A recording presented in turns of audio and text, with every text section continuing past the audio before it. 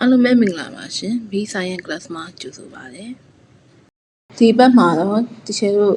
secondary level ရော primary level ရောအကုန်လုံးသိထားမယ် variable အကြောင်းကိုသင်ပြပေးသွားမှာဖြစ်ပါတယ် variable ၃မျိုးရှိပါတယ် independent variable dependent variable control variable ဆိုပြီးတော့၃မျိုးသိထားပါမယ် independent variable ဆိုတာတော့ the factor you change ကိုကဒီ experiment တစ်ခုမှာဘာတွေကိုပြောင်းလဲမှာလဲဆိုတဲ့ဟာဒီဒါ independent variable ဖြစ်ပါတယ် dependent variable ကတော့ the factor you measure ဘယ်ဟာကိုတိုင်းတာမှာလဲ control variable ကတော့ဒီ experiment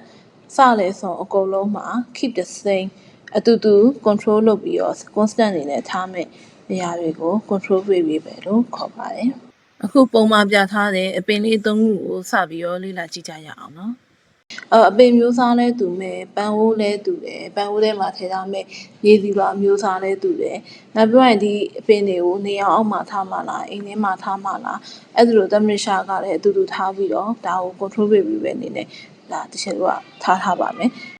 တချို့တို့အပင်၃မျိုးကိုအရေမတူတဲ့အရေ၃မျိုးလောင်းမယ်ပထမတစ်ခုကိုတော့ရေလောင်းမယ်ဒုတိယတစ်ခုကိုတော့ဘီယာလောင်းမယ်တတိယတစ်ခုကိုတော့နှုတ်လောင်းပါမယ်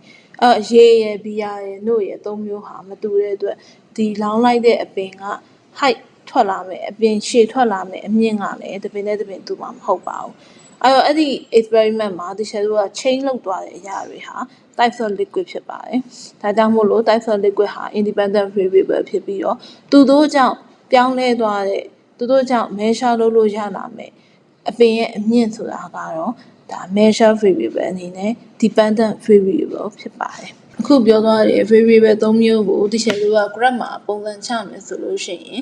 height of the plant dependent variable က vertical